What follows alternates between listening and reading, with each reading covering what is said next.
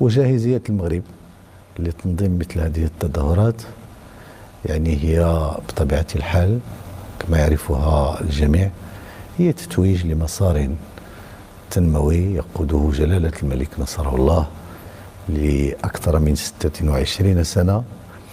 مسار تنموي تشكل فيه البنيات التحتية بمختلف تجلياتها في مختلف الميادين أحد الروافد للمشروع التنموي الذي يقوده جلالة الملك بحنكة وتبصر واستباقية فريدة من نوعها.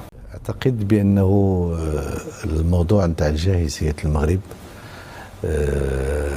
يعرفها الجميع، وأصبحت يعني تشكل عاملا أو منطلقا ننطلق منه نحو البحث عن المزيد من يعني توفير الظروف الاستثنائية لتنظيم أحسن كأس أفريقيا في تاريخ القارة السمراء.